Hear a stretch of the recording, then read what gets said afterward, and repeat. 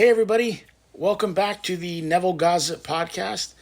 I'm your host, Bryguy.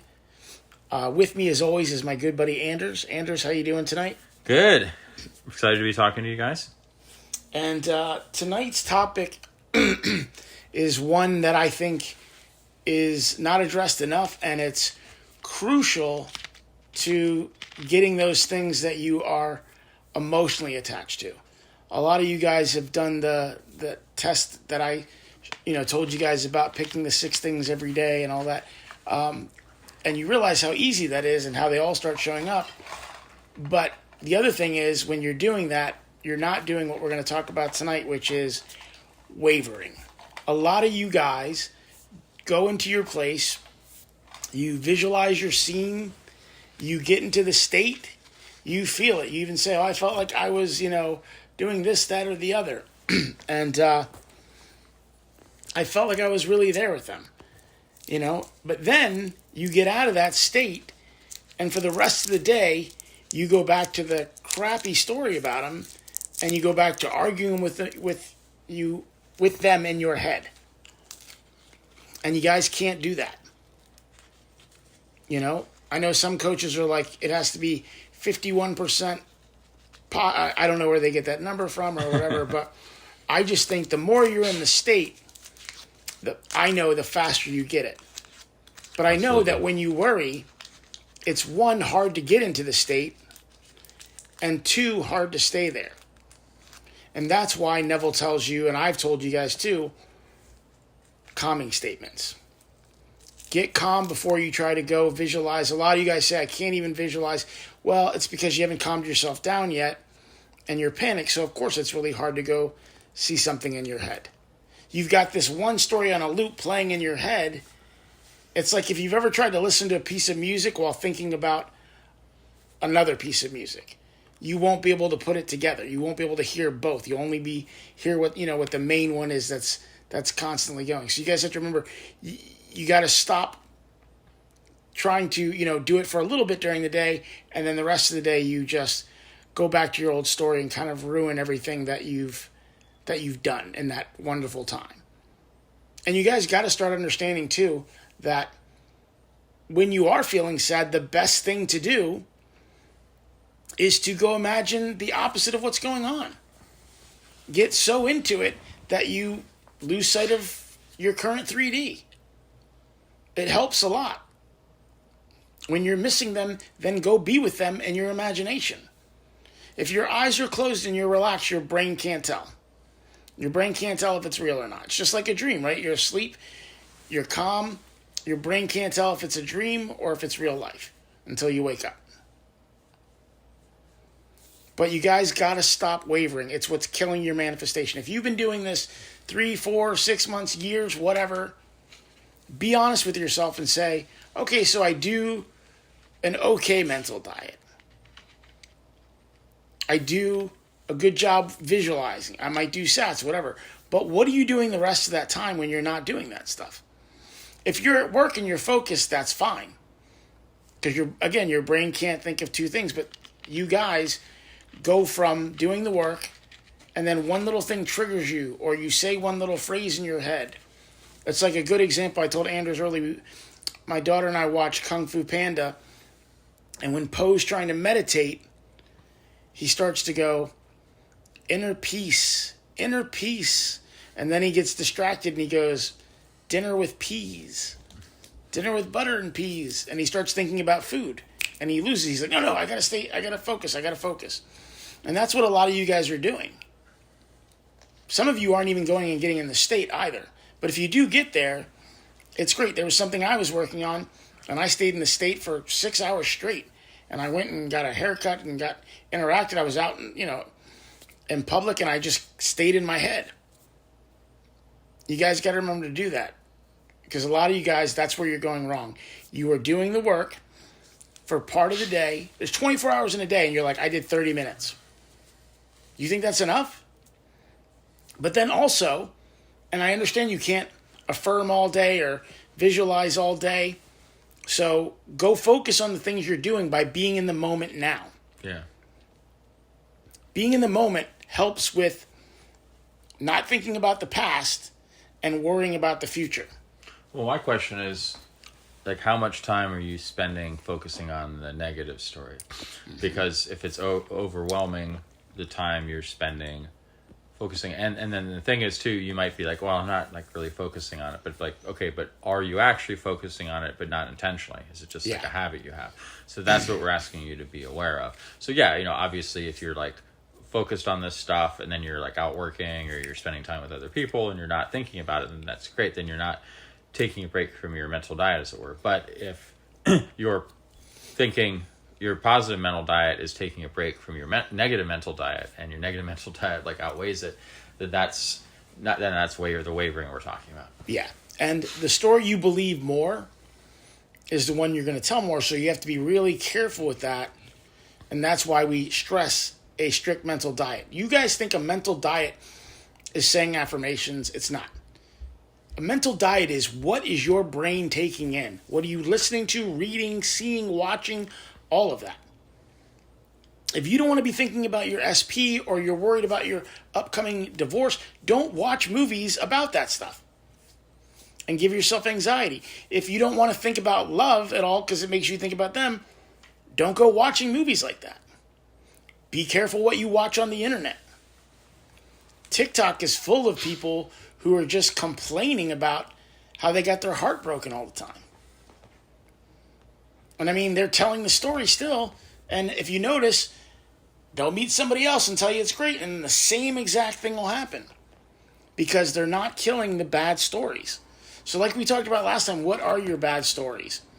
What are your bad stories about you? What are your bad stories about you when it comes to love? And what is your bad story about your person? You have to watch those stories because those are the ones that have to change. You guys are sitting there going, oh, he's more in love with me than ever. He's obsessed with me. She needs me. I feel like home to her. That's great. But then when you take a break from that, and you're like, but she said this, and she did this, and you'll never take me back. And then you're off your mental diet. Then you're off of your, what you're doing to affirm to get them back. And all you're doing is you're going to create more bad things because as soon as you guys start arguing in your head, it's really funny, but you guys are definitely in the moment when you do that.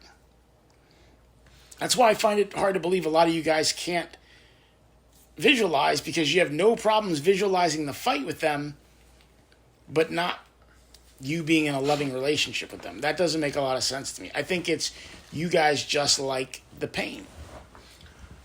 Well, and I think it's right. It's a habit which you've gotten into, so it's easy to do. It's like automatic. It can be automatic for people to say they've just been so used to it, and then they're like, yeah, this is the thing I don't like. So they just think about, yeah, this is the thing I don't like, even though it's not around them at the moment. And I've been there. I took 3 days when I first started my mental diet, and I stayed home, and all I did was watch my thoughts all day to see how negative I was, and I realized by keeping track, my thoughts were way more negative than they were positive. There we go. Not even just about her or the situation. In general. I'd order food. Oh, they're going to fuck it up. They're going to forget this. They're going to not put cream in the coffee, or they're going to put too much this. And that's exactly what I would get. Yeah, and I think that's another good thing is, as I was talking about in the other episode, was one of the first steps can be just being an observer. Mm-hmm. So, and part of that observer, that's a good example of being an observer. Okay, then you start to realize, like, okay, well, I'm the person observing these thoughts, and then you start to realize, well, actually, this is what happens, but I'm actually the observer. I'm not the thoughts, and I'm not what's happening to me. Yeah. And we're not telling you don't feel it, and don't let it pass through you, and, if it, how do I ignore it hurting? Look, you can do that. What I did was, I don't know if I've ever told you guys, but we used to watch this show Lost, and if you watch the pilot, I don't remember exactly what happened, but there's survivors, and one of the girls like yelling, and the guy goes up to her, and he's like, where are you bleeding? Because she's covered in blood, and she goes, it's not my own blood.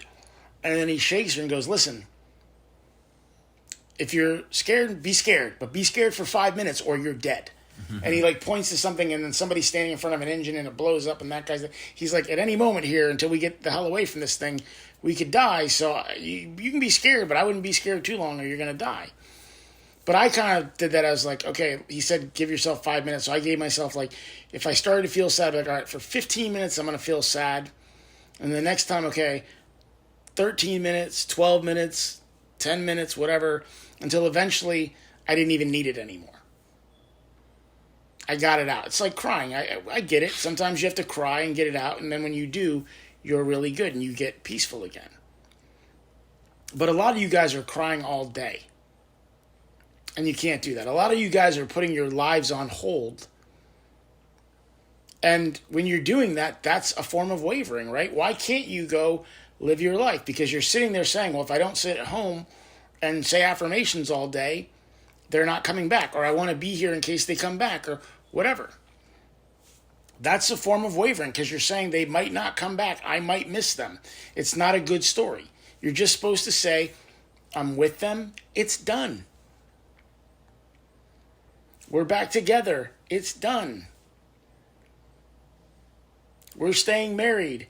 It's done. And then you can't go off the rest of the day going, well, I can't go anywhere because if somebody's going to comment on it, because that's a bad story. So maybe you will get it, but you'll create that you're not there for it and you miss it. I don't know. But the big thing I see with a lot of you guys is lack of patience. Like the people the other day, they're like, what am I doing wrong? I'm like, really? You've said you've only been doing it for a week, so you need to persist. So that's a big one. But the other big one I see is you guys tell your good story for a little bit, and the rest of the day you don't even realize it, but you were sitting there telling bad stories. And it's just like the Kung Fu Panda, right? You're like, oh, that person's mean. People are mean. My SP was a real bitch. And then you go right into it and you think of all the ways she hurt you and you start arguing with her, in your head. She's not really there. She's not hearing any of that. None of that's going to do anything. And all you've done was take everything you did earlier that day where you're seeing her in a loving way and creating that and lining up with that. And now you've taken yourself off the path again. Well, yeah, because now your story is that she's a negative person and that's how she's going to start showing up for you. Yeah. Rather than looking at her charitably. And so it's the flip side. Yeah. Yeah, and like you and I have talked about, we have to watch our stories because we'll say, when talking about certain things, oh, well, that person's stubborn. And we're like, well, yeah, if we say they're stubborn, they're stubborn. But we got to stop saying they're stubborn. And that's catching yourself. That's your mental diet, so you do that part. And the not wavering is you don't have to worry about your mental diet as much when you're making sure that you're focused only on the new story. Neville's very clear. If you don't forgive, you don't get it. But not only do you have to forgive, you have to forget. You can't revisit it ever again. Because that would be wavering. Yeah, you can't dwell on that state of all the trauma and all the bad things and all the how much you like it, or dwell in the state of your fears of how things might turn out, or et cetera, et cetera. Yeah, you guys have to stay focused on the new life. And one good way to do that is, what Anders said to me is, what would your life look like, or how would you be acting if they were back? Yep. And so that's what I had to start doing, was going out more, being more social, picking up hobbies, getting going on projects that I was putting on hold. I was just like, well, they're back. Life is good. What does that look like? What would I want to do if I didn't have this concern anymore and it was gone from my life? Well, I've really been wanting to get back to this, but this has taken up so much time, so start going and doing it. Keeps coming into my head, too, is thinking, well, this is what things working out looks like. So things are going to start at one point, and then they're going to move to another point. So yeah, okay, so you might be saying like, well, yeah, I mean, I don't have what I want right now. It's like, okay, but that is how things working out looks like, is that you start out where it hasn't worked out, and then it moves to that endpoint. Almost by definition, it's almost impossible for it not to be that way. Mm-hmm. So it's like obviously, things aren't where you want them to be yet because they have to get there. So so now that's what Neville would understand, is he'd be like, well, yeah, I don't have a ticket to go to Barbados to see my family, or I'm not divorced or whatever. But he had so much faith in things working out, he didn't even have to say it to himself. But he knew that this is how things working out looks like. And so he was open to things working out.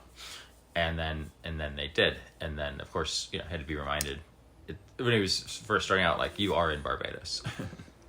And when Neville got the ticket and everything was working out, he brought up to Abdullah the whole thing where, well, I only get to go third class until this part, and then I go first class. And Abdullah's like, damn it, I told you. You went first class. You already went. You took the trip, you're first class. And the night before his trip, Neville focused, and sure enough, when he got to the dock, they said, we had a cancellation, and you've got bumped up to your brother paid for a first class cabin, so you now have a first class cabin the whole way. That's how fast it can happen.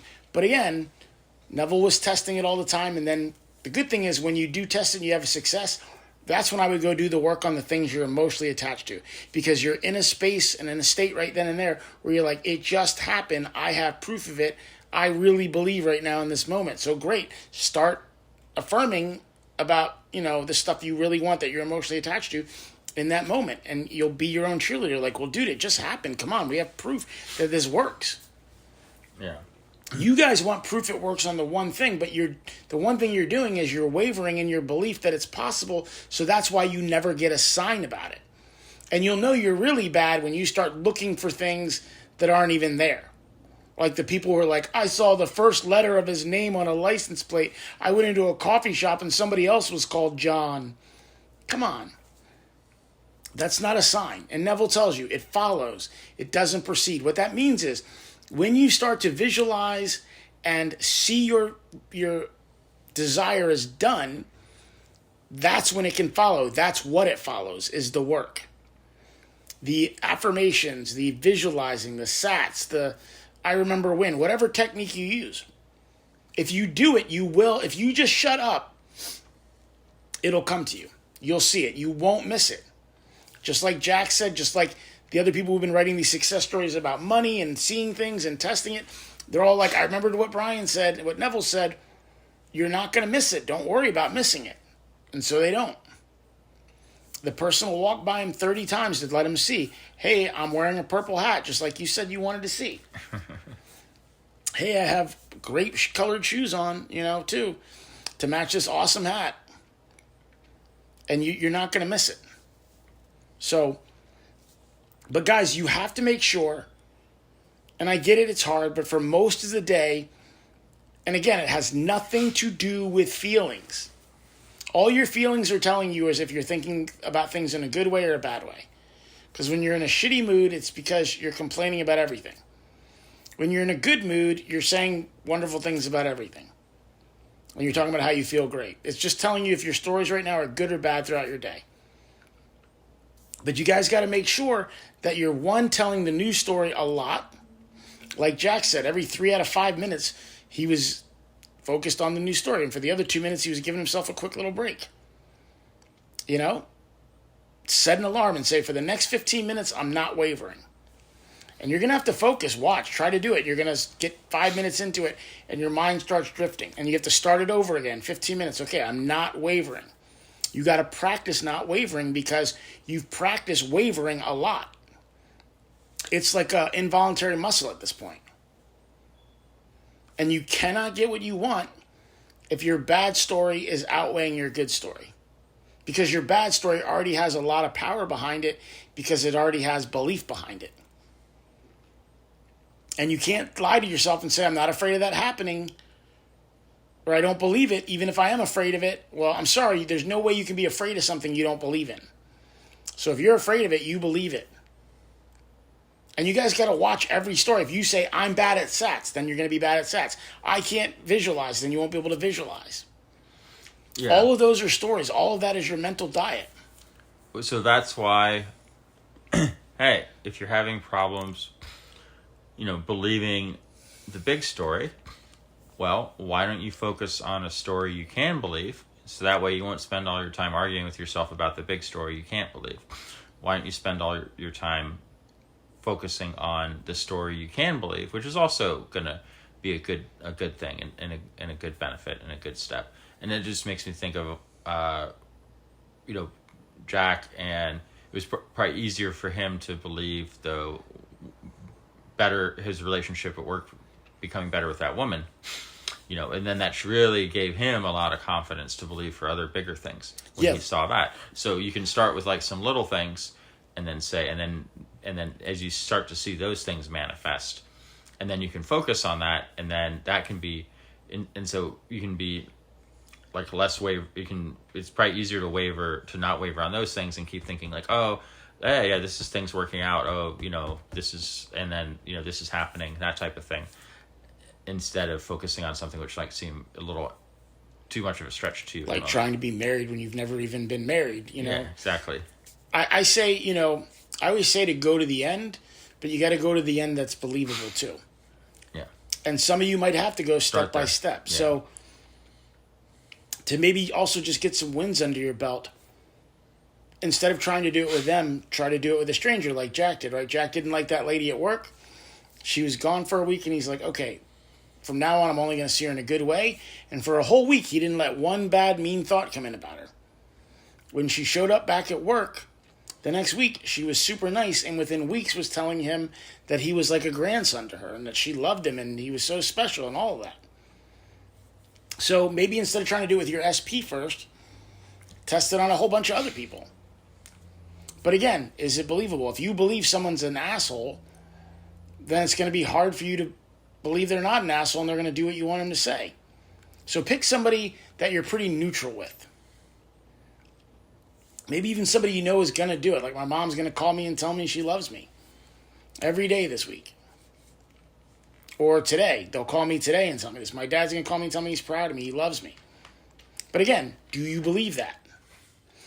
Because it's really tricky. I had a guy who his mom really did call him every day. He really was like sure of it. But when he decided to try to do you pushed out on her, suddenly she wouldn't call. And it went almost a whole week without his mom calling him and telling him. She loved him. And he's like, what the hell? I always got this call. Why is it going away? And for some reason, with his mom's phone, whenever she tried to call him, she couldn't get through. And so she was starting to get worried and then used somebody else's phone and then got a hold of him. But he was literally making his own mother, who called him every day to say she loved him, not be able to get through to him to give him that call anymore because he started to worry about, well, my mom stopped doing what she's done every day. Yeah, well, that's how you guys got there with your SP, right? You started saying, well, they're going to break my heart. Well, they're going to cheat. So what were you going to say? Absolutely. And I was just thinking like, yeah, just be there. Like, yeah, I'm learning that this works like on small things, and I'm learning how it works on bigger things. And you just got to keep telling yourself that story. Like, I'm learning it. I'm taking the baby steps. This is things working out. This is that Bridget incidents. Like, and the things you did manifest, you need to really study them and say, okay, I have this thing that I've manifested and this thing that I'm still trying to manifest. What am I doing differently? Over here, I kept to the news story. Over here, I'm wavering. I go back and forth.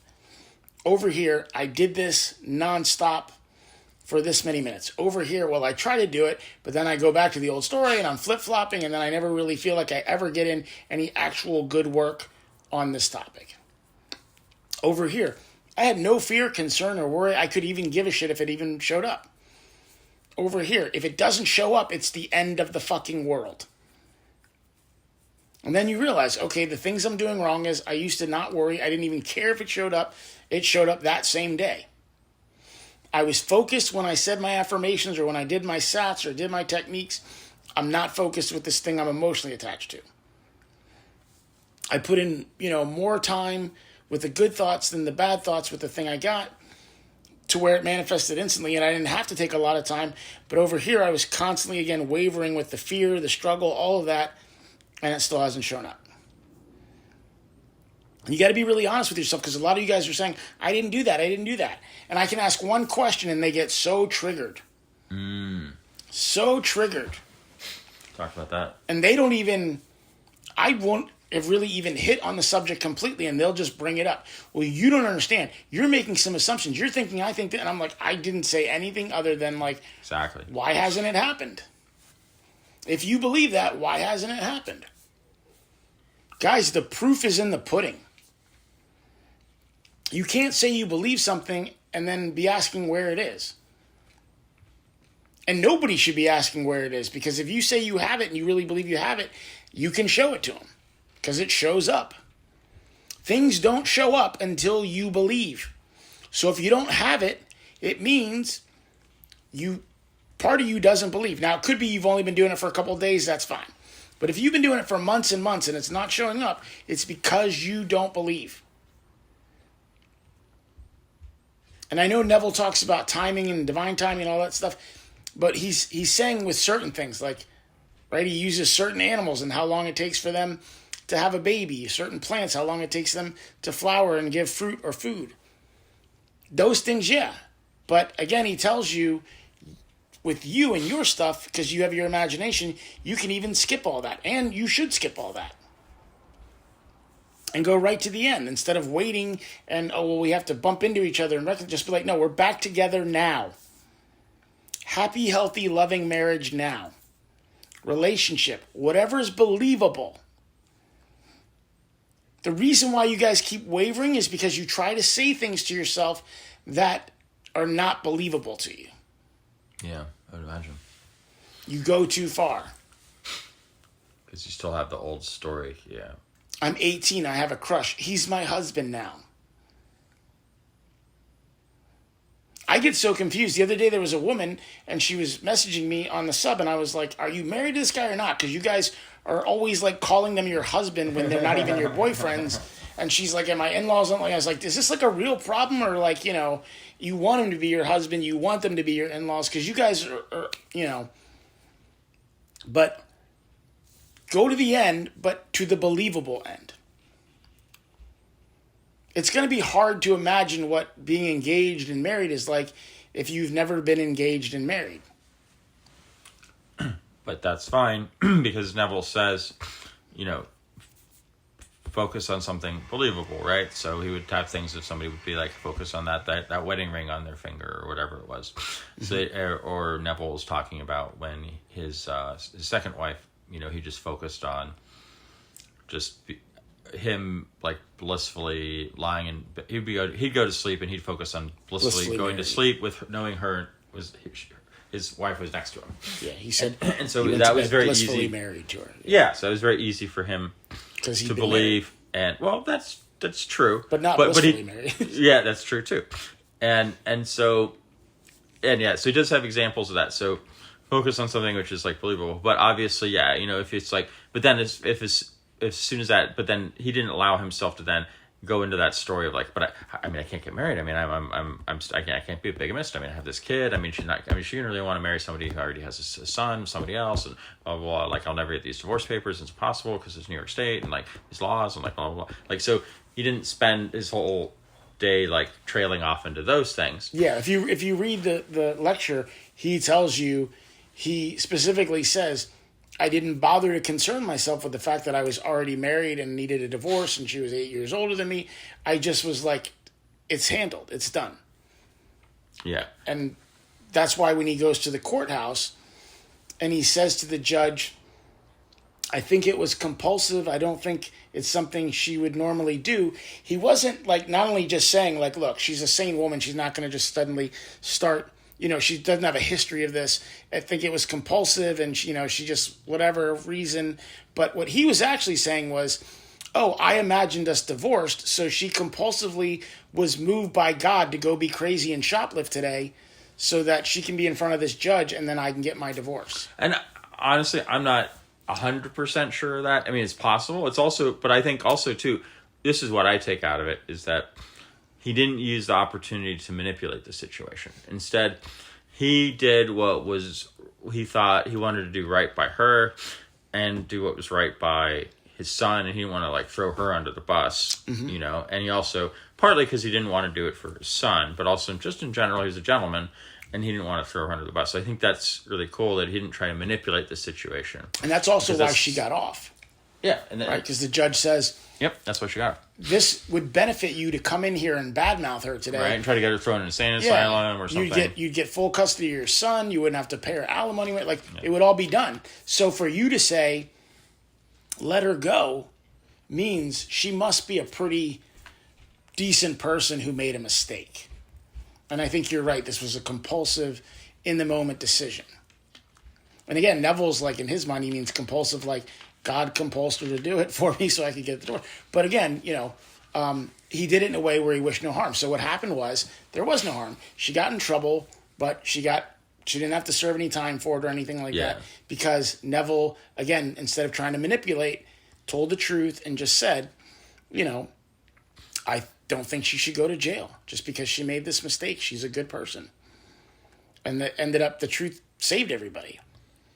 And we'll get into that another time, but a lot of you guys are not truthful with yourself, people, and you don't understand how much that affects your subconscious mind. When you go to say you're a good person, if you've been shitty to people and mean, your subconscious mind is going to fight with you and be like, no, you're not. You're a bastard. And I'm saying that from experience. Yeah, totally. I had to start walking the walk to make it easier for my subconscious mind to allow that story. Because then it could say, well, you did help this person, you did do that, you were patient with this, okay, yeah, you are changing. And then once you believe you're changing and your subconscious mind is telling you you're changing and you start believing it, guess what happens? The other person goes, they're changing. How? I don't know. It's God. That's what's so great about it, is God can snap his fingers, whisper in your ear, whatever, and you don't have to worry. Without God, it's like I got to bump into her. She's got to see me in a similar situation and watch how I interact and how I'm different. And then that's probably going to have to happen like 10 times. Well, I guess I'm fucked. But when you go, oh, God will just put it in her head. And like, I can't think of a time anybody said no to God. So I think I'm good. Yep. Oh, wow. Now I don't have to worry about anything. Yeah. People just bump into each other. But you guys don't even believe in God. You waver on God. Is he real? Is he not real? What is he? Neville's very clear. He is inside of you. He is so close that you can't even describe the closeness. Every atom, cell, molecule, whatever. It's all you and God as one. So you can't get any closer. The kingdom of heaven is within. And God's will for you is lined up with your will for you. He's literally saying, hey, you know what would make our life greater? Is if we did this. If we got married. If we fell in love. If we had babies and a family. If we started that business, if we became an actor like we want to be, if we, become a composer like we want to be. He's not giving you that stuff to torture you. He's giving you that stuff because he's like, go out and do it. And then I got another, success story to share with everybody. Tell them I did it with God's love, with God's favor, with God's help. Yeah. That's what he wants for all of us, to go out and succeed. And when they go, hey, how'd you do it? God. Yeah, rather than through your own effort or manipulation or these other things. In fact, you'll tell him it was easier. I didn't have to do any of that stuff because I let God do it. And man, he had a really simple solution and way of doing it. What do? He just told her, show up and rob this place. He just told her, show up and tell him you love him today. Tell her you love her today. It's God. He's in control of everything and he's inside of you, so you're good. You're good. And he's inside of everybody, so that means that love that's inside of you is also inside of everybody else for you as well. And you guys forget that, and you focus on the bad story, and you love to make yourself the victim and tell a bad story about them. But like me, a lot of you guys also need to look inside and be like, well, what did I do wrong? Guys especially. I see the way some of you guys treat each other, and I'm like, now I know why this person has an SP problem. Because they don't know that person, or have to, I don't know what I'm trying to say, but I find that people treat the people they love the most way shittier than they treat strangers. For some reason, they're more worried about strangers and what they think compared to somebody that lives with them, and they're like, oh, I already got her, or she's already my girlfriend, so I can say these mean things and be an asshole and all that, and she'll stick around. Well, I also think, too, sometimes people have these expectations of their significant person, and then they think it's okay to, impose them on them or get upset when the other person doesn't live up to their expectations, and just, do a whole bunch of things which make the other person's life miserable, so. Yeah, and some of you guys have some crazy expectations of people. And it's really funny because usually you go easy on yourself when it comes to expectations. Right, right. I say that to people on the sub all the time. They give me a hard time about all this shit. And I'm like, wait a minute, what did I do? I'm running a sub. I'm doing it for free. I'm just here to answer. I said, follow these rules. And they break every single rule. And I say, sorry, you got to follow the rules. Sorry, I got to ban you because I got to keep it fair to everybody. And then they yell at me and tell me I'm judgy and I'm playing God. No, I literally said, if you want my help, please answer these questions. Please do it this way. Please don't DM me because, guys, it's not that I don't want to answer DMs. It's that it will help more people. If I answer your question, what you need to understand is there are people on this sub who are afraid to post. They're afraid to post. Yeah. So unless you ask the question and I answer it on the sub, they'll never see it and they'll never ask. That's the best way to serve everybody is to put stuff out there and then other people can find it and learn from it so that you're not repeating the same thing over and over again. And then the other thing is it helps me help more people because I'm not answering the same question. You guys don't understand. It was a couple 100 to 1,000 emails, and a majority of it was the same question. How do I get my person back? How do I just believe? How do I do a sat? What's a sat? Like, it was the same questions. That's why I told everybody, this sub is not a sub for beginners. I want people who've read the book and are implementing the techniques, and that's it. That way I can talk to them and they'll know what I'm talking about. If you haven't read the books and I try to explain certain things to you, certain theories and topics, it's not going to make any sense. If I start talking to you about telepathy, or if I start talking to you about everyone as you pushed out, and you haven't read it, you're going to have no idea why I think people will just do that. If you've never read the books and you don't know what everyone is you pushed out, and I explain to you, everyone is you pushed out, and you're focused on the wrong thing, and you're pushing it, you're going to be like, what does what I think have to do with them at all? Right. And it's everything. It's the biggest part of this. The biggest part of this is, understanding this stuff. If you don't understand it, I'm not going to be able to answer your question. My answer is not going to make any sense. You guys got to realize that. You have to put in the work. You have to read, and you have to do it like he tells you to. It's not complicated. You just don't go back. He tells you, you have to decide in this moment that I'm going to start doing this, that I'm going to forgive for everything, them, me, anybody.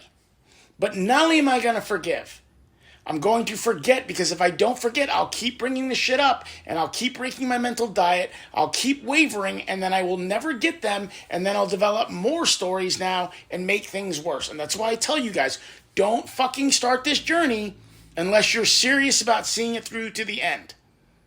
Because when you quit, you're not quitting on your person, you're quitting on you. You're quitting on you, so you're fucked. All you're doing is saying, well, I want to go rock bottom. Well, God, I want to not listen to you and keep going down this path that you keep making harder in hopes that I'll just be smart and turn my ass around. Nope, what I want you to do is make this path so vile I couldn't stand to be near it, and so hard I can't, get around it or get through it. There we go. It's great advice. And then you wonder why you hit rock bottom, why all this shit hits you all at once. Oh, now he's got a girlfriend. Now this happened. It's because God's going, bitch, turn your ass around. Guys, don't go looking for shit you don't want to see. Stop stalking. A lot of the shit you guys come to all these subs with, we've all had it because it's baby bullshit. And I get it. We got a lot of high school kids. Our sub is not for high school kids. Our sub is for grown-up adults who are on their own, paying their own bills, dealing with real-life relationships. But you guys got to understand all this shit is tied in together. Your mental diet keeps you from wavering by saying, okay, what's allowed in? If I let this thought in, this thought is going to make me go to this situation and then this argument, and then I'm going to argue with her in my head, and all the lovely thoughts I just had about him or her are gone because I've just been thinking, for 15 minutes how lovely she was, but I just did 5 hours of how shitty she was. You guys tell me I feel great, I feel this. I keep telling you, feelings have nothing to do with it. You can be angry that they're not there, but focus on them being there while you're angry. 1, you'll calm down, and 2, they'll end up being there. You can get a person while you're angry. You can get a person while you're sad, all that shit. It's going to be harder to believe, but you can do it. I've been super pissed and made a bunch of money. Super pissed about this guy taking forever to make a decision about this big deal. And then I was like, just fucking pull the trigger. In my head, I just told him, I'm tired. You're going to lose the deal. Do it now. And then he called me 10 minutes later. Hey, let's go ahead and do it. I want to pay you right now. I was mad and frustrated. Then I calmed myself down. And I was like, he's just going to do it. I used the anger to be like, no, just fucking do it. And then he did.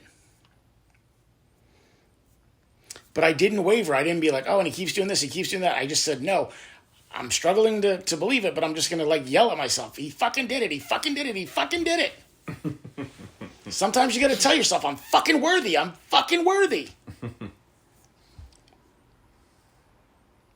The funny thing is the people that I think would have no problem believing they're worthy usually are the ones who don't think they're worthy at all.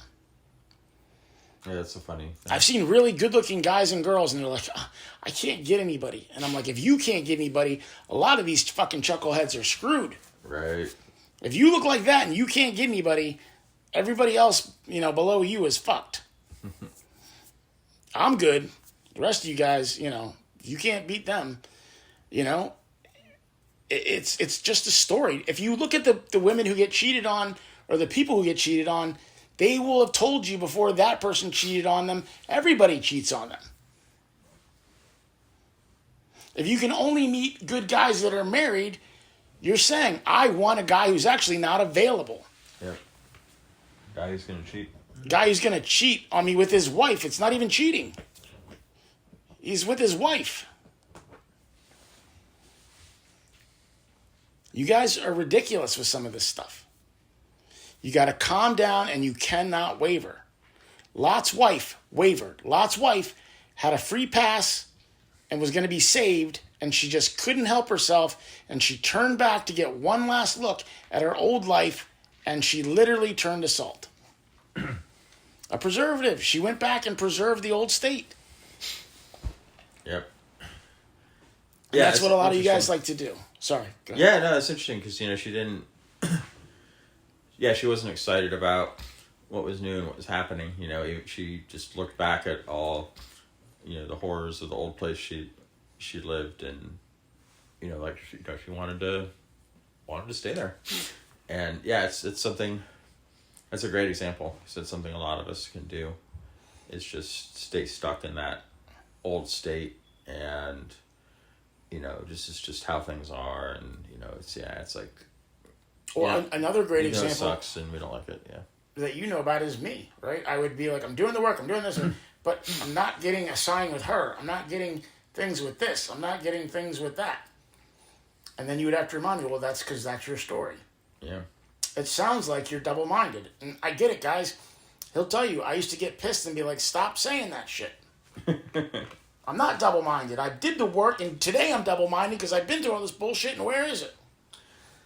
But the truth was, it was always there as the thought behind the thought, laying low, sneaking up on me. Yeah, and I think God doesn't want us to, take it's not about taking validation from the external circumstances. Oh God, yeah. It's about, the kingdom of heaven is within. It's about the internal things, and maybe that's one of the lessons for people is that God's going to keep allowing these sometimes crazy circumstances to happen because we have the wrong idea about things and circumstances, and we have to realize that we can get past them. It's really about what's within, not what's without. And I get it. You guys get excited. People used to think I was really mean because back in the day, somebody like, I'm going to go for it. And I'd be like, you know what? Shut up and do it. Because I noticed the people that were talking a lot wouldn't go do it. Then also, because they made this big announcement, they'd be back with a success story. They screwed themselves because now they couldn't get on the sub again because everybody like, oh, I thought you were going to be back in 3 months. And, you guys talk a lot, but you have to say to yourself, am I really sticking to my mental diet? Am I really not wavering? Like I said, if you need to be sad at first when you start this, Go be sad. But cut that sad time down to where eventually you don't need it. Then you're going to get there. So if you got to be sad, it's going to take you longer. And what does being sad really do? Like Jesus said, no man who's worried has gained a minute on his life from worrying. No man who's sad is going to add extra time to his life, to make up for his sad time.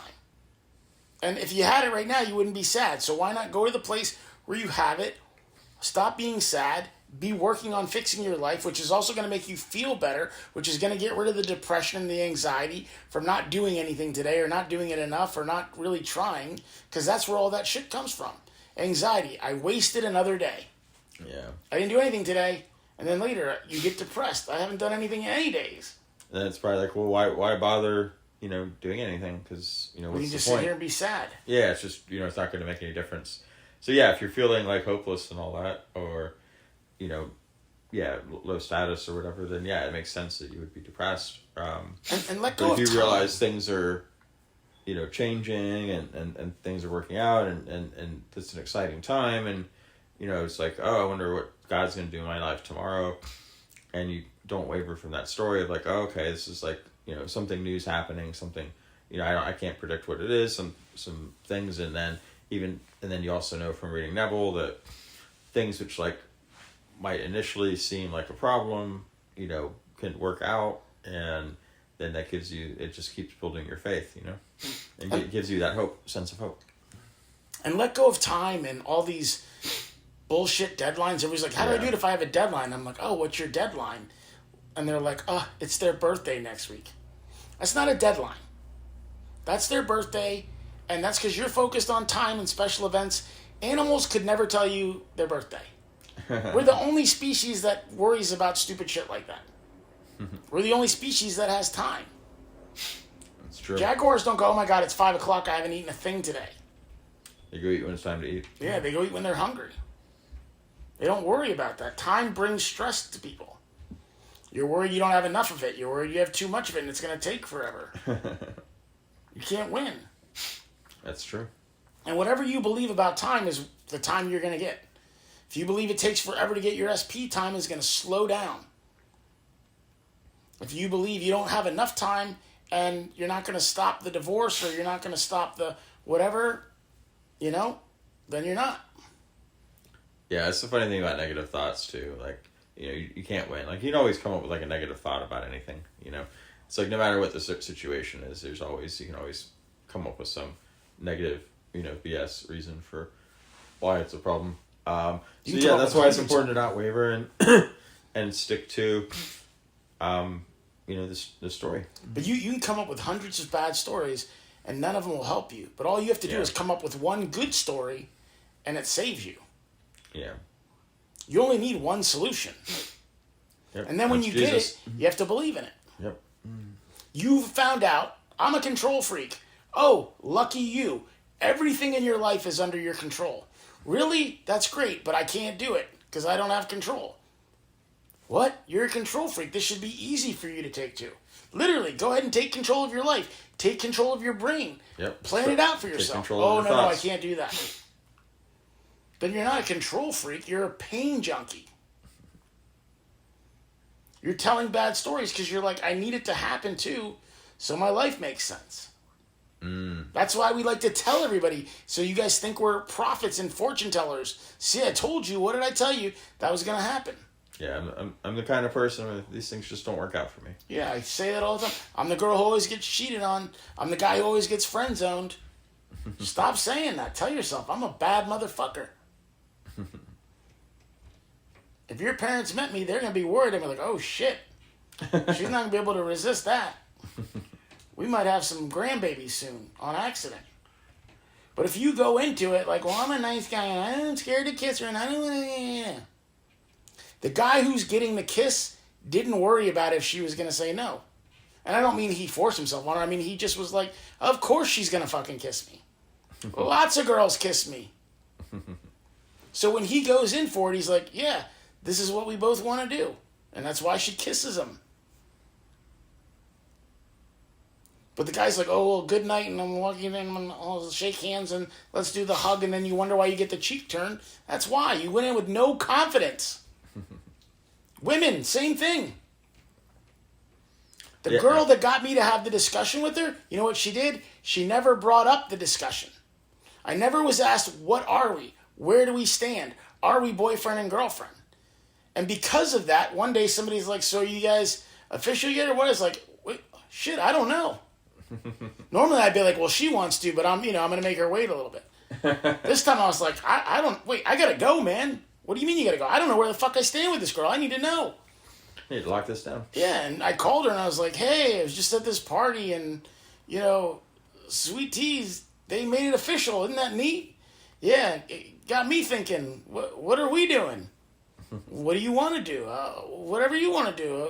Well, do you want, this is where I actually got it from. I remember her saying, do you want me to stop seeing other people? And I was like, wait, you're seeing other people? She's like, no, I'm just asking you if you would want me to not see anybody else. So anytime like a girl, I would always be like, do you want me to stop seeing other people? And they'd be like, wait, you're seeing other people? And I'd be like, no, but it was like a power play. But she was smart. I was like, you're not seeing other people. I'm not seeing other people. She's like, great, then we don't have anything to worry about. So you're saying you want to make it official? Or the other thing, like what my wife did, again, it was the right person, the right circumstances, the right evening, and my wife was emotionally stable and also very emotionally intelligent and was able to really read the situation. And she understood that I had as great of a first date with her as she did with me. And she was like, I don't want to date anymore. And I was like, oh, I thought that was great. She goes, no, I mean, I don't want to date anymore because I want to date you. So I'm tired of the bullshit. We had a great date. Do you want to be my boyfriend and give this a shot? And I'm telling you, normally I'd be like, fuck no, you're crazy. I'm out of here and never call her again. But with her, I was like, yeah. And I knew my friends weren't going to give me shit for it. But she was like, will you go Facebook official? And I was like, we can do that. But I'm telling you, people are going to go nuts. And because I believe that, everybody's like, you just met him last night. There was a lot of that. And my friends were like, it was that good, huh? But again, guys, like Neville tells you there's two ways to do this. There's the unwavering way where you just say you got it now and you believe and you jump and you'll have it now. The appointed hour will be now. Unless it's like, you want to have a baby or something like that and the baby has to, form and all that. But you can have it now. Or you build your belief and eventually you believe and then it shows up when you believe. But if you don't have it, it either means you haven't been doing it long enough and you don't believe, or if you are really truly believing and you don't have it right away, it might be because that thing needs a little bit of time to happen. Somebody has to talk to somebody first or whatever, and you were thinking about it at midnight when they were already asleep, so it happens at 8 a.m. when they go to work. I think Neville Goddard brought this up, but maybe I'm remembering it from somewhere else, but it's like the whole metaphor of like the seed, right? Like if you plant a seed, like, certain things are going to take time. So if you plant a seed and you keep digging up the seed to see if it's growing, well, it's not going to work very well. Like you got to, believe that it's going to grow and let it grow and do its thing. Like your job is to plant the seed and God's job is to make it grow.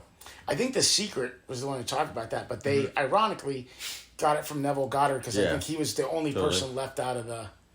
I think they left out Neil Donald Walsh and Neville, which ironically were the two guys that have said the same thing. So Neil Donald Walsh claims to have talked to God, and what God tells him is, you cannot get what you want.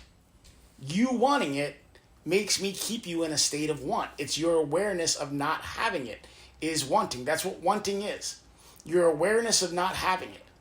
So every time you guys are like, I want this, I want this, I want it, please God, please God. Jesus tells you, don't do that. He says, thank God for it. Then be patient, be calm, go about your day. Don't shut down and be like, I've got to lock myself in it. Just because if you trusted God, you wouldn't need to do that. By going out and living your life and knowing when I get home tonight, it's there, you're saying, God's got it. I don't have to do anything. That's why all you people who are like, oh, what about inspired action? I don't believe in it. Every once in a while, somebody has it because they know I'm definitely there. But that's why they were brave enough to call. They were like, whatever happens, I could call her and she'll be like, I'm engaged. I'll be like, whatever. Like Jack, right? Jack bumped into her, finally had the conversation with her, and then she was like, I want to meet up. He thinks they're going on a date. He immediately worries about a third party still being around. Hey, he's still around, but I'm getting rid of him, because when he got home, he goes, shit, I made that happen. I'm not thinking about the third party ever again. And then a couple days later, she's like, it's done. Let's meet up, and they were back together. That's how quick he did it. Got her to meet up with him, talk to him, want to go on a date. Then he immediately worried about third party. He's still here. Okay, I'm never thinking about him again. A day or two later, he's gone. They're back together. That's how fast you can do it. But again, the reason why we brought Jack on first was because Jack was very emotionally stable. Jack was really good about not reacting. I was really bad at times about reacting. Like, I would go nuts. Things with the courthouse.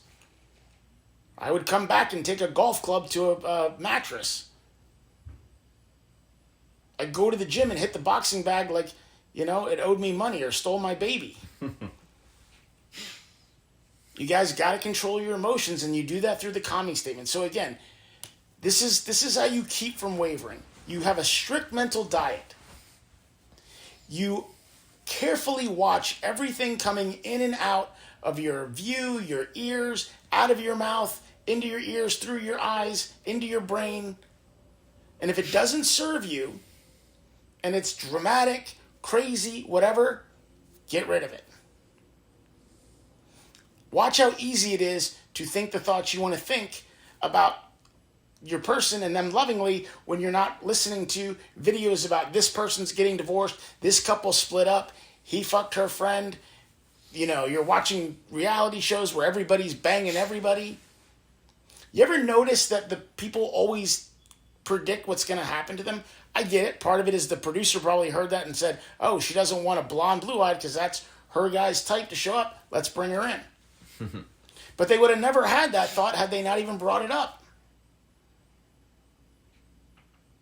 You guys got to understand, things are going to come at you. The old man's going to try to attack you, and he's going to pull at your heartstrings, and he's going to try to use your anger, everything. So watch what goes inside of you. Watch what you're reading, listening to, saying. You guys are like, well, what do we say if people ask about him? Nothing. Be like, I'm not talking about that. If somebody gives you a hard time about it, be like, hey, remember when your dog died slowly of cancer? Yeah, you want to talk about it? No, why would I? Exactly. Why would I want to talk about something painful? Stop asking me about it. Or just say it is what it is. I guess we'll see. You guys worry about crazy stuff, and you fill your head with it all day. That's why I tell you, don't worry about hypotheticals. You're going to make them come true. And a lot of you guys want to be like, well, what if the other girl knows Neville and the other guy? Then you're screwed. And it would have never happened had you never sat down at your keyboard and typed this all up and focused on it and made it a post. You guys got to stop. You got to get a hold of your brain, and everybody can do it. Some of you have not been good about it, so it's going to take some practice. Some of you are like Jack, where you're like, it makes no sense to keep wasting time on this, and he proved it to himself with that other lady. He said he was sick of it. Yeah. Of being like this. Yeah, he was tired of it. He couldn't take it anymore. So if you're still doing all that crap, you're not tired of it yet. You're all going to tell me I'm tired of it, but the people who are tired of it cannot do it for another minute. So go hit rock bottom, go do whatever you got to do, and be done with it. Be over it. But you can't say you're over it and then keep participating in it. When I was over it, I couldn't do it for one more second. When Jack was over it, he, no matter what happened, he's like, I'm not going back to the bad place. And don't waver. Don't spend part of your day in the good place and the rest of your day in the bad place. What good is 15 minutes in a good state if you got 15 hours in the bad state? And that's what a lot of you guys are doing. You're hoping 15 minutes or an hour all day is going to cover you, and you have this really deep-rooted belief in that bad story that's making all this stuff happen, you got to go attack it. You got to say, what are my stories? Who am I? What do I believe about me and God? What do I believe about love? What do I believe about me and this person? What do I believe about this person? Yeah. But notice how you start with you and God, then you, then your story about love, because again, that's you. All that first. Then you can attack the other story, and it gets really easy because you realize how silly it is. You don't want to attack the emotional thing that undoes it every time you try to go for it. You, all the shit that's bubbling up in you. And then you're trying to convince yourself something about somebody else while you know you're not even good.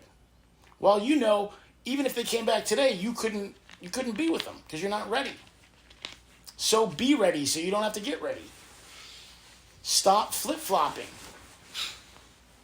A lot of you guys tell me I've done this for 3 weeks, but if I really analyze it, I find out that for 3 weeks I was doing 10 minutes a day of actual work. And the rest of the day, I was living, swimming in that bad story, marinating in that motherfucker. Wow. It's a lot. Yeah. You get pickled. Yep, that's exactly what happens. But the ones who are getting out of it are like, no more. And every time, what I started to do was, like, the things that did scare me, I kind of made my enemy to where I was like, I don't lose. I don't lose. I'm going to do this because this person wants it to happen, but fuck them, I'm stronger than them.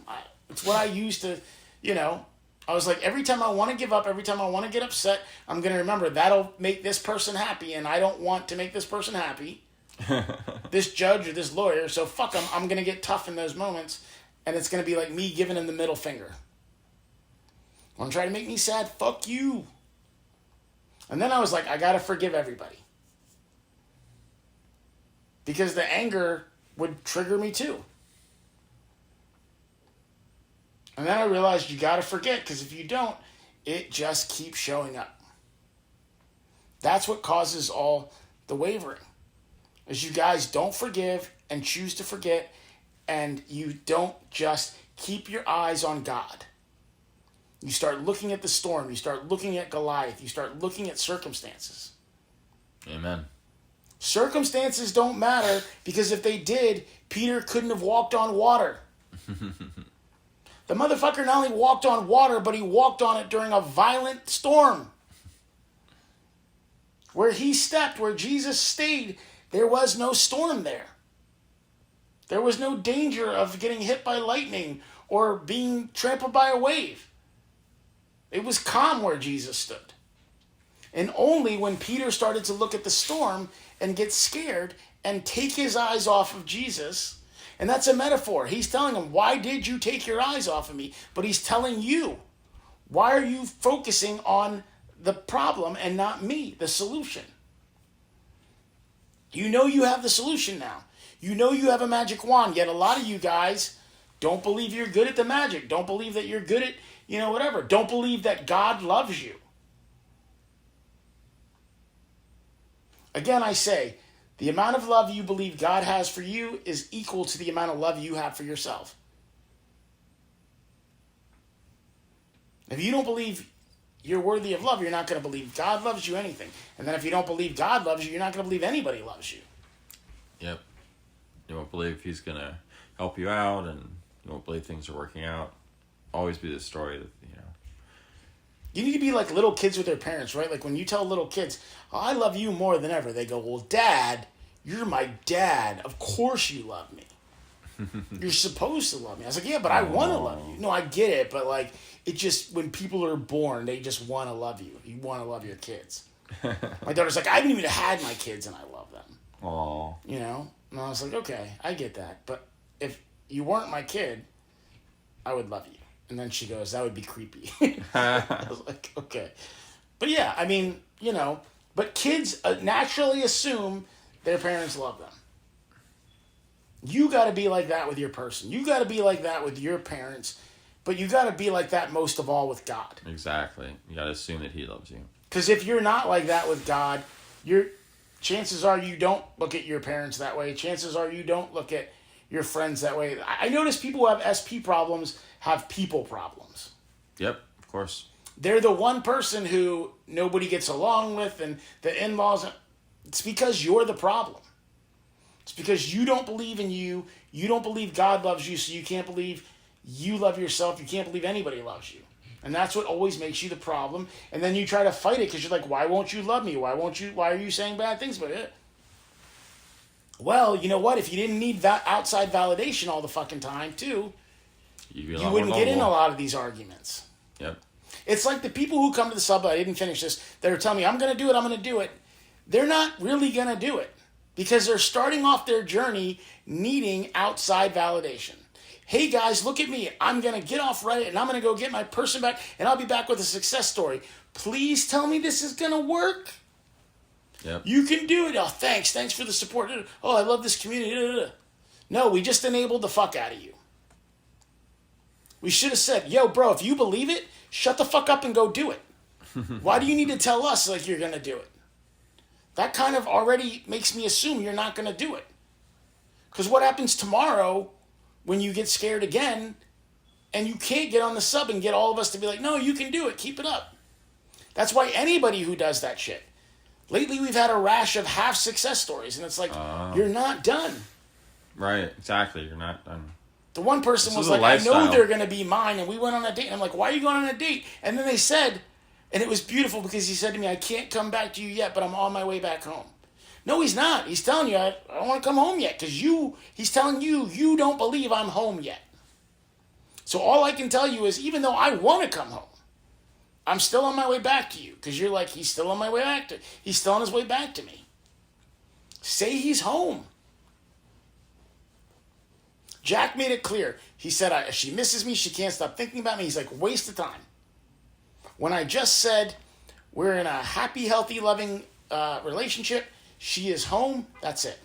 So say things like that. Say good things about you first or end it with you or begin it and end it with you, right? A great example. I am irreplaceable. She knows I'm the one for her. I feel like home for her. Because again, I am irreplaceable. Start it with you, end it with you, put a little bit about them. Like I tell my clients, first thing we go is 100% them. Then when they're getting good, we go 80-20 so we don't overwhelm them. And then we can go 50-50, but most people don't need to do 50-50. Some people don't need to do 80-20. When they are saying what a great person they are, what a great spouse they're going to be, what a great husband they are, father they are, all that, everybody just starts showing up telling them they're a great father. And if you're married, your spouse can be like, you know what? You are a great spouse. If you're a girlfriend and you say, I'm the best fucking girlfriend. I'm an amazing girlfriend. Don't be surprised if your boyfriend shows up going, you're an amazing girlfriend. Right. But you can try it with other people. I am a wonderful, loving daughter. And then your parents call you. You know, we just want to tell you you're a wonderful, loving daughter. And you go, well, shit. If I did that with them, I can do that with SP. But ask yourself, what did I do with mom and dad that I didn't do with SP?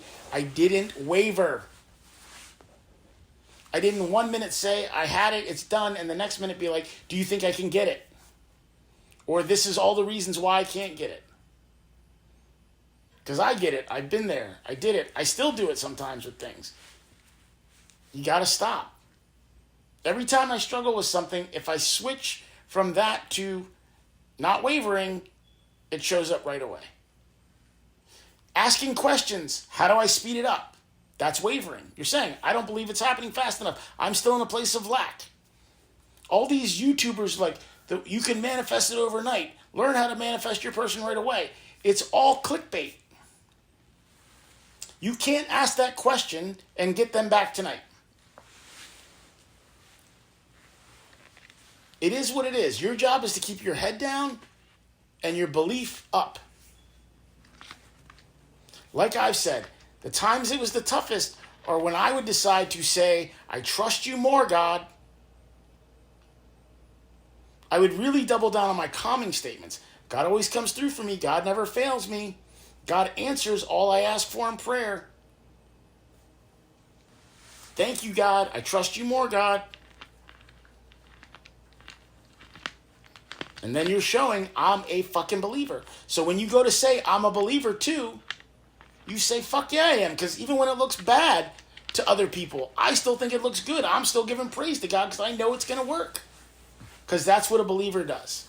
You can have parts of the day where you worry a little bit, but if you just keep going with it and go, no, I'm not going to stop believing. It might even look like the sky is falling, but somehow it'll all stop. And the rain clouds will part and you'll get sunshiny days and what you want will be right there in front of you. But it's going to be the same time you no longer want it. Sorry about that. Yeah, that's the enemy really hates if you're being tormented, is going and bringing up praise and thanksgiving. That's just really drives him crazy. It's the exact opposite reaction of what the whole point of the torment is. Is the torment's supposed to drive you into depression and self-hatred and all those things. And break. But if you're lifting up, trying to break you, yeah. But so if you come right back and hit right back with praise and thanksgiving, then that's just defeats the whole point of it. So it's gonna go away. Because I mean, what's the point of harassing you if you're just gonna break out in praise and thanksgiving? Yeah. So that's too where I think like the memorial stones and all that stuff help, because then, you know, as your relationship with God deepens, you have more and more things to fall back upon of praise and thanksgiving, and how his love has continued to shine through in your life. And when you're getting attacked, you got to stop saying you're getting attacked. Like, one thing I would do is, like, I would tell Anders, oh boy, I'm really getting attacked today, man. It's coming at me hard. I was going to go to this school concert and I couldn't find my wallet or my shoes or my keys. Something was trying to make me miss it, so I'd look like a bad dad, you know? But as soon as I was like, no, wait, nobody attacks me. Nobody has the authority or the power to attack me. There we go. And then I would say, and God's, in the name of Jesus, like, you know, I'm not getting attacked. Yeah. It was like, oh shit, he called out the big guns. We gotta go. Yeah. Fear doesn't want anything to do with love. Exactly. So when you start calling love into existence, fear has to run. Absolutely. And then, if it tries to come at you harder and you show it, I can't see you. Remember we said, like, plugging your ears and closing your eyes, going, la, la, la, la, I can't hear any assholes right now. And keeping your eyes on Jesus and not wavering. Jesus didn't waver as to whether or not he could walk on water. As to whether or not he was safe in the storm, and he was safe and he could walk on water. Peter did, and he fell and had to be saved. But even with falling through the water, Jesus still grabbed him and saved him. Exactly. He didn't be like, well, I guess he's going to die and learn the lesson. Sink or swim, buddy. Yeah. Who's going to be the new rock? Peter, I didn't mean literal rock, like sink to the bottom of the ocean rock. You know? And you guys got to just get fucking tough. I noticed another thing with the people that have SPs. Lots of people with anxiety, social anxiety. They're just, everything is about fear with them. I don't like to leave the house that much. I get social anxiety. I get this. I stopped doing video chats with clients and just do Skype phone, because 99% of the people that I would try to Skype video with, they'd have a big smiley face Brian in their screen, and I would have like a little dimly lit lamp in a corner, and I would see the top of like one of those, like, you know, knit hats. I'd be like, are you there? Yeah, I'm here. I'm just really shy and quiet. People are always like, I don't want to do phone calls with you because, like, I don't know, I'm just intimidated. By what? All I'm going to do is tell you great things and help you pump yourself up. But a lot of you guys don't want that. You're like, it's too much. It's too much. I'm scared. Okay, so what's the alternative? You stay scared, you don't get anything. Then it leads to depression and all kinds of crazy shit. Before you know it, you don't even go outside anymore. You got to find balance, because, again, wavering, right? If you believe it's coming, you're going to go out and live your life. It's going to be the same way you would live it if they were back together with you now and you had those things you want. You'd do the same thing. You wouldn't be like, well, I can't do that today because I've got to sit at home and do affirmations all day.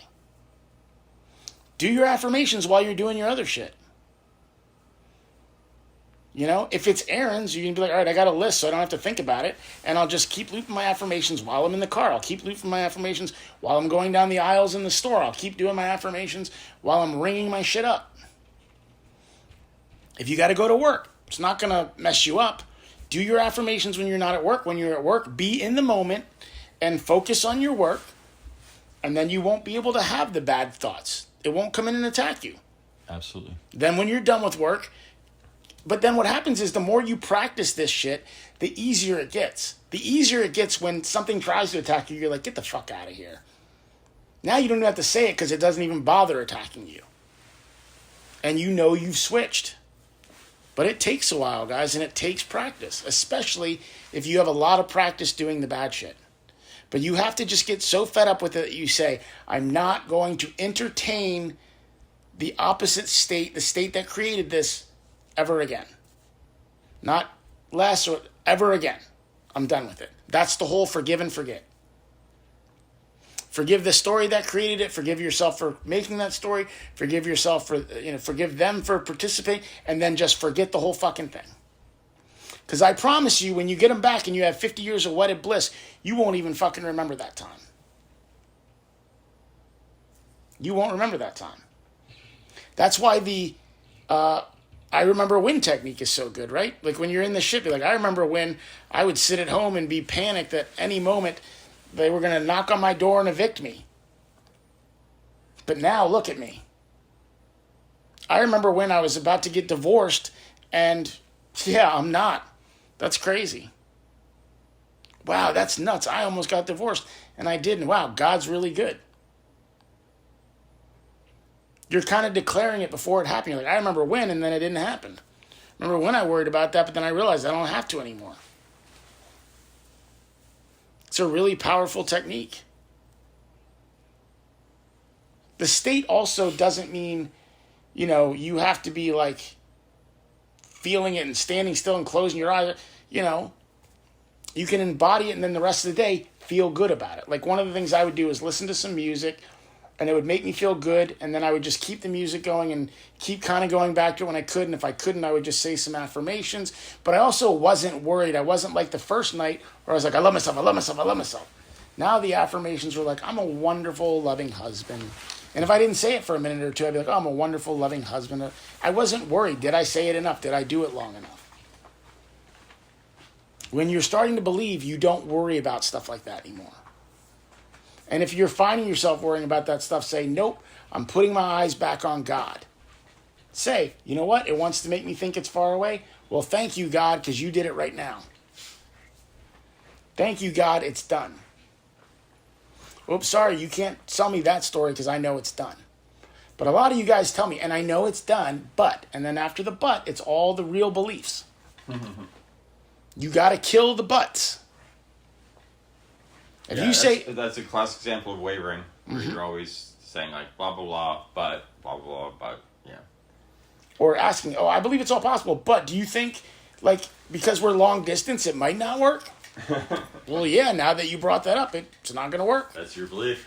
Because you believe it. You're afraid of it. You have fear of it, so that means you really believe that it's going to interfere. So yes, it's interfering. If you stop saying that, it doesn't interfere. Distance won't matter. They'll get a job by you or you by them. One of my clients was so good at being emotionally in control that he lived on the other side of the country and she was in that state, and he moved all the way across the country to a fucking island. And he didn't give a shit. He was still manifesting her back, but was like, well, she's already back. She'll be here anyway. Who the fuck wouldn't want to come live with me in paradise? That's how sure she was coming back that he didn't even care if he was in the same state. And guess what happened? She ended up across the states too, and then was like, I'd love to come visit you on that island. But then he wavered. And as she's telling him, I love you, she says, but I can't commit to you right now. And so he's had to go back and be like, why did I do that? And he realized I wasn't focusing on my story about me first, getting rid of my beliefs. So it became really hard when they showed up to believe they could love me too. I started to believe God loved me, but I felt like, well, I don't have everything yet, so he must not love me that much, and I don't love myself enough yet. And so then this person shows up, there we go, wanting to be with you, but was like, well, we got to take it slow. I can't commit yet. Congrats. You somehow got her back and didn't get her back all at the same time. Because in your mind, you're with her, but you're not with her. And there was something that happened with another client, and he had to forgive it. I've seen people on Reddit too. They get cheated on, they get whatever happens to them. They get ghosted, and they get mad. Again, if you get back together and you've had 50 years of wedded bliss, and I go, hey, remember that time they ghosted you? You're going to be like, what? No, I don't. I've been too busy being blissfully married for 50 years. See all those kids? I don't have time to think about one little bad thing when I've got these kids to take care of and love, and I get to be with them every moment of my life and just enjoy this life. Like, life is moving too fast. When you have kids, life moves so fast. Your kids go from being a baby to a toddler in the blink of an eye, from a toddler to a preschooler and a kindergartner, and then they're in middle school, and then you're like, holy shit, you were a baby yesterday, and today you're in high school. Yep. It really speeds time up. You know why? Because you love being a parent and you cherish every moment, so they don't seem to last as long. It feels like it flies through your fingers. Just one more hug. One more day where you tell me, Dad's the best.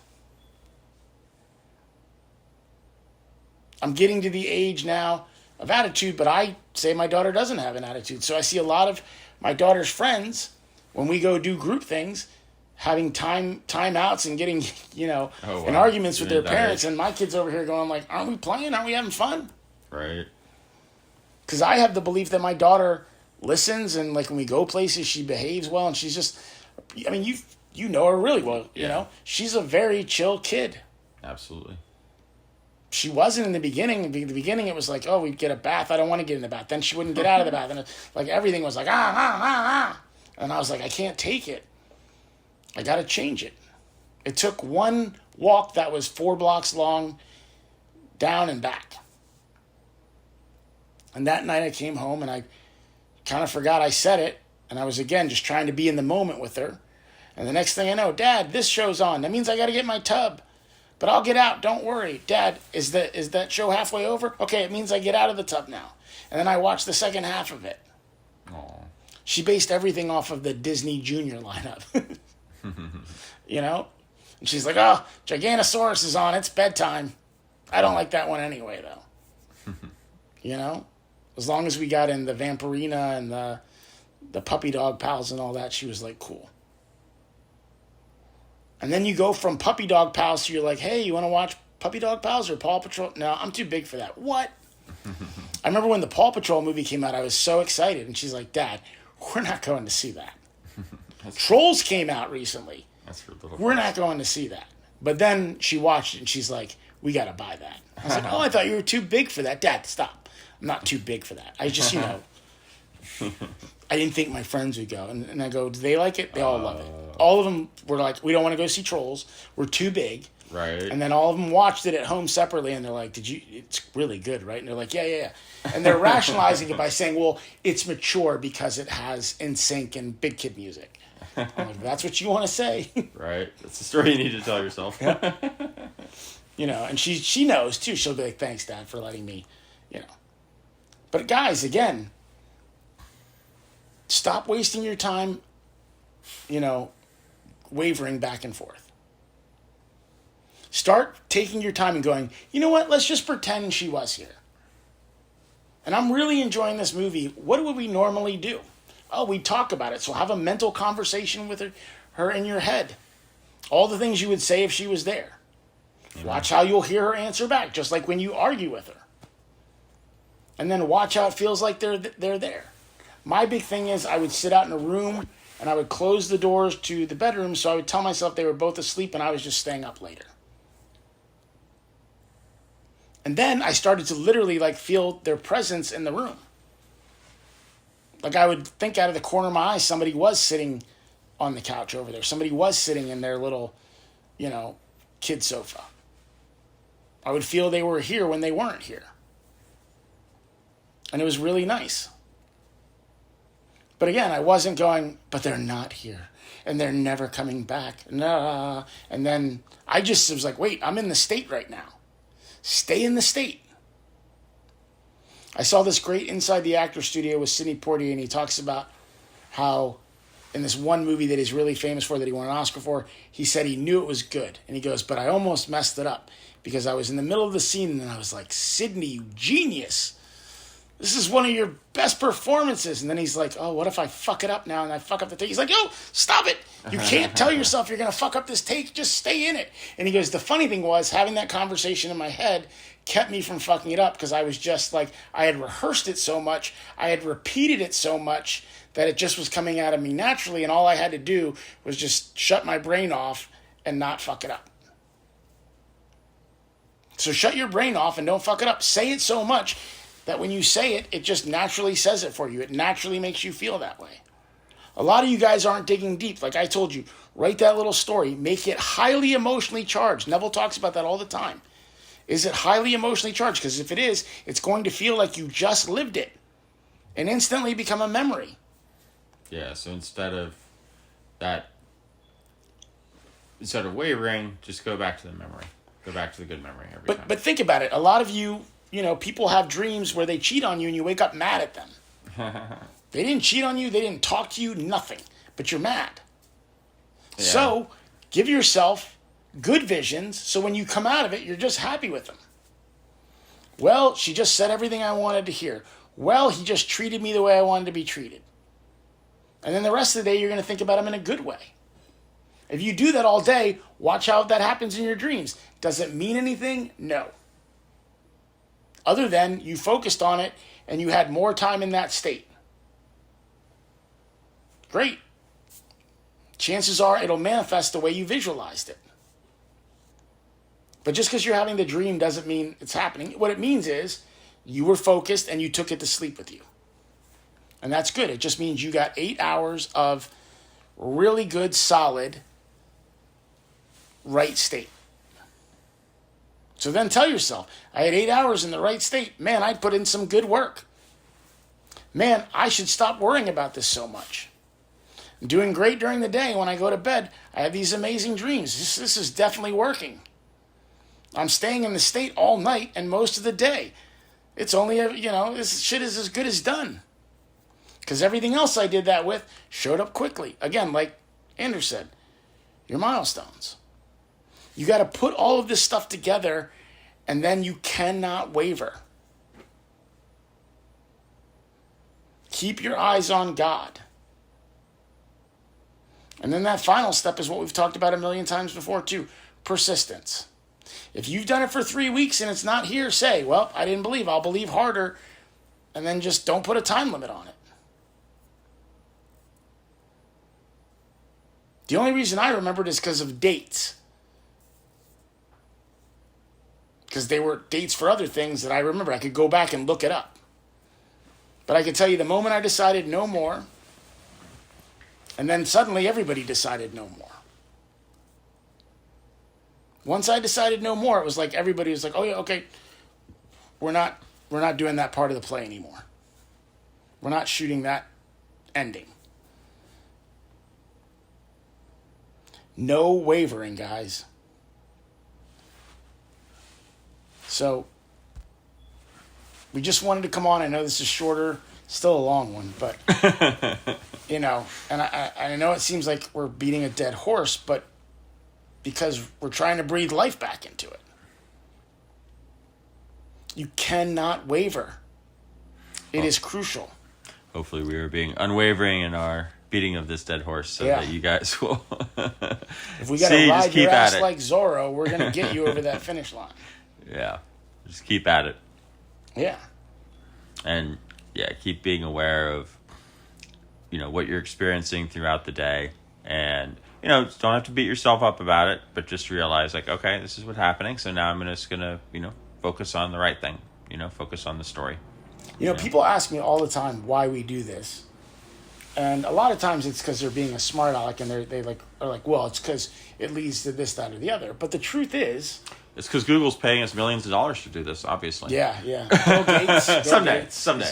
We're helping him inject the microchip. No, but the reason why I love doing it is, listen, money's great, but the people on the sub aren't giving me money. The people that listen to the podcast aren't giving me money. It's just the people I coach, But there's so many of you, and look at the sub right now. All these people I have only had a small, tiny conversation with, but also read the posts, read the books, most importantly. That's the thing I'm happy about. The one thing they listened to was they read the books. Yeah. And then they figured it out and came back and were like, Brian, I got a bunch of money. Brian, Nice. I got my girl back. I even wanted somebody to come from one of those subs that hated me. And we did a while back. We had a guy from one of those subs that hated me. We all know who that crazy dude is. But a guy was like, I used to literally make fun of Bryguy for saying just believe. And then I tried it his way. And I'm literally writing my success story on the beach while on my honeymoon. Oh, And I was making that's fun awesome. of this stuff.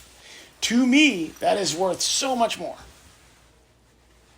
Like, I feel that what I'm doing with this is I'm proving that I believe, because in Catholicism, they believe true believers do not go to purgatory and be judged.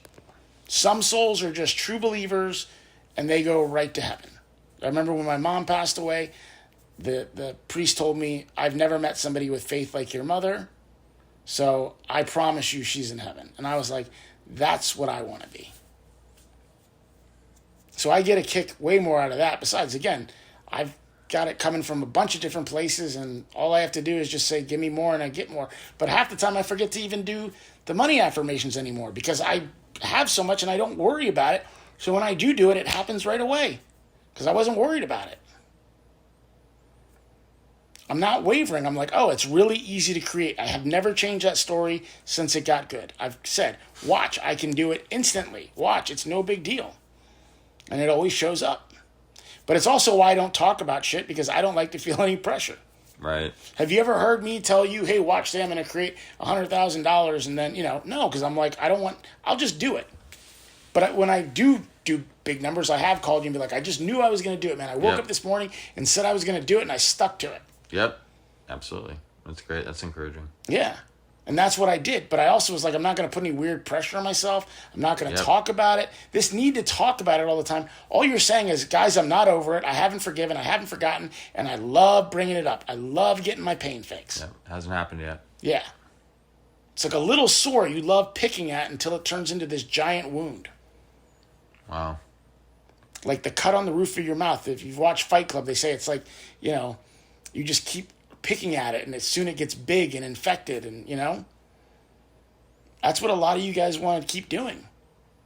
And you want to keep lying to yourself and saying, I'm not wavering, I'm believing. But how do I believe if I don't see any evidence? Well, you just said you were believing. Why are you even asking that question? Because I haven't seen it. Okay, so that's what you're really focused on. That's where your eyes are on, is the problem and not God. When you focus on God, you can't see a problem because you see the solution. And you see, oh my God, I don't have to do anything. That's what Neville is trying to explain to you when he says you don't have to lift a finger. He's like, show yourself. God will do it all. He'll move everybody that needs to be moved. They'll say what they need to say, do what they need to do for you. Why? Because that avoids you being manipulative. That avoids you having to lie and do bad things that are going to hurt your subconscious mind. You just go, God will take care of it. I got nothing to worry about. But you have to believe it. You can't say, okay, I hope God does this. Oh, I don't see anything, God. God, where is it? God damn it, where are you? God can really do it. Okay, I guess I'll go back to believing now. And then I'm going to waver again. And then you find out you've stayed in the state for 15 minutes all day. And for the other, however many hours, you have been in a really bad state. And then, surprise, surprise, more bad shit happens. So that would mean, if that happens, that if you stayed in a good state most of the day like that, then the good stuff would happen right away too. Neville even tells you, frequency over duration. You can do it for an hour, but if you do it for an hour several times a day, more frequently, it'll be here faster. It's like anything. You put a table together, the more you follow the instructions and get further along, the faster the table shows up. Completed and built. You build a house. If you guys keep going, then the house gets built faster. But if people start taking days off and we can't because of the weather and this and that, then it's going to take longer. Frequency over duration. If you do both, you're definitely going to get there fast. If you're doing it frequently and for long periods of time, you'll get there quickly. But if you have the commitment to do that, the irony is it usually shows up pretty fast because it's like, nope, belief already proven, done. And you're not proving it to God, you're proving it to you. When you tell your story about your other person, you're not telling it to them. You need to look at it as like, I'm telling it to me, for me, so that I can convince myself to believe it. You're not really arguing with them in your head. You're really arguing with you. Your subconscious, they've just put that avatar on it, that skin on it. But the person you're arguing with is yourself. And you can't do that. Absolutely. So instead of that mental arguing, just focus on where you want to be and unwaveringly focus on that. Focus on Jesus and yeah. So guys, we hope this episode helps. We hope we explained wavering and it's really made an impact. And I'm hoping a lot of you guys are having a light bulb moment going, holy shit. I do this for 3 or 4 hours and then the other, 20 something hours in the day, I am just letting my mind go crazy. I'm letting all kinds of shit in my head and it's triggering me. And then I do my affirmations and they don't feel so great because I don't do them till I believe them. I just do them till I get some relief. But if you stay in a good place, it gets easier and easier to get back to the state, stay in the state, maintain the state as you're living your life. Just like you would if they were back. You would be in that state of, I'm definitely married. When I go home, my wife and kids are there. But if you keep making yourself aware that you're not, then good luck. Because with that, well, they're not comes, and when is it going to happen? And why hasn't it happened? And where's God and all this? And then you've lost the good state. You were just picturing yourself snuggled up, you and your kids, and everything was great and wonderful, and you were having a wonderful family day, and then you took it to and where the fuck is it? And it all just disappears. You're erasing it by living in the state of the wish you don't want fulfilled. And you can't tell me that you can't live in the state of the wish fulfilled because you guys are really good at doing it with the shit you don't want. The stuff you don't want, you're afraid of, you go right there and you live there and you create that shit so fast.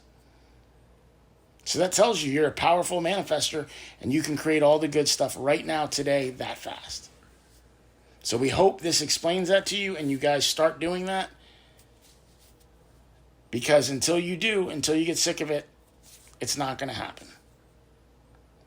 You can do it, but like Neville says, just because you can do it doesn't mean you will. And the ones who are doing it are the ones who stop wavering. All right, guys. Again, thank you so much for tuning in and listening. And I'm sorry, we were a little serious in this one, but I've been seeing it a lot on the sub. I've been seeing it a lot with the people that DM me that aren't supposed to. Well, it's good we're having this correction. And again, remember, hey, if this doesn't apply to you, that's great. That means you're on the right path. And if this does apply to you, we really hope that this will make sense to you guys and some things will really click in. So yeah, that's awesome. That you heard it and you take heed and you change. All right, guys. So as always, thank you so much for tuning in. We love you and we're intending nothing but the best for you. Have a great night. Absolutely. Love you guys. Bye-bye.